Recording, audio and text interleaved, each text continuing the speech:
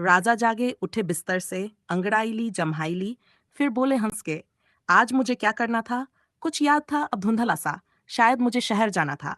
काश मैं सब कुछ लिख लिया करता। राजा नहाए, कपड़े पहने, नीचे गए और चिल्लाए, बेन। युवा बेंजामिन था बहुत शानी, राजा का सलाहकार था वह अभिमानी।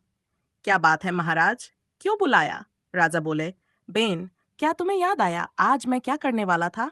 याददाश्त से सब फिसल गया। बेन ने कहा, मुझे यह लगा था। आप थोड़े भुलक्कड़ हैं महाराजा। आज का दिन खास लिखा है मैंने। आपको जाना है शहर के आंगन में, और वहां जाकर मेरे स्वामी ढूंढनी है रानी, बनानी है पत्नी। बिल्कुल, राजा बोले, वाहरे दिमाग। बेन, लाओ मेरा कोट और मेरी टोपी साथ।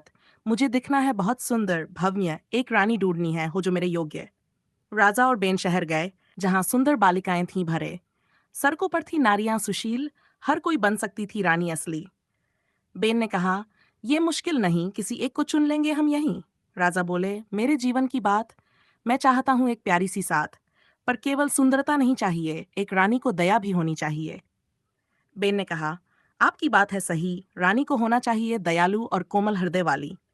चिंता मत कीजिए मेरे राजा, मेरी योजना से हो जाएगी सच्ची परीक्षा।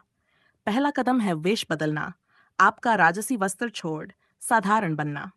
मिंडी में नाम की एक लड़की शहर में आई, एक पोशाक की खरीदारी के लिए।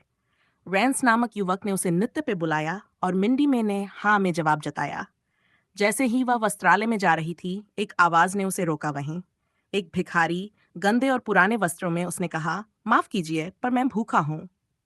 नहीं, मिंडी में बोली, तो न कर, जाओ यहाँ से, मत करो दखल पर। भिखारी ने सिर झुका लिया।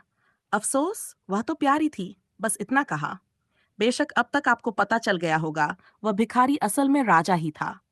राजा और बेन ने यह योजना बनाई, सच्चे दिल वाली लड़की की परीक्षा चलाई। पर किसी भी लड़की ने नहीं दिखाया प्रेम, कोई नहीं मिली जो देती दया का नेम। बेन ने कहा, कोई बात नहीं, देखिए वहां एक और लड़की वहीं। वह लड़की थोड़ी मोटी थी सही, पर सुंदरता तो देखने वाले की आंखों में बसी। राजा बोले, वह तो सुंदरतम है, वही होगी जो मेरी रानी बने। उसका नाम था एलिस ब्राउन, शहर में दूध बेचती थी हर टाउन। भिखारी राजा को देख बोली, अरे बाप रे, आपकी हालत बड़ी भोली। दुखी मत हो, मैं हूं तुम्हारी सखी, लो थोड़ा दूध, यह तोहफा है मेरी तरफ से सच्ची। राजा का दिल गया पिघल, तुम्हारा दिल है सोने सा सरल। इस शहर में घूम लिया सब, पर तुम ही निकली सबसे नव। कपड़े नहीं पर दिल की बात, तुम ही हो जिसकी है सच्ची बात। और इस तरह एलिस ब्राउन बनी रानी, पहले दूध वाली, अब सबकी महारानी। राजा के संग शादी हुई जब, उसके सिर पर चमका ताज तब। इस कहानी की सीख है यही, बाहर चाहे जितने सुंदर बनो सही, पर अंदर का दिल ही है असली। ऐसी कहानी के लिए अपनी नादिया को फॉलो करो, प्यारे बच्चों, और लाइक करो।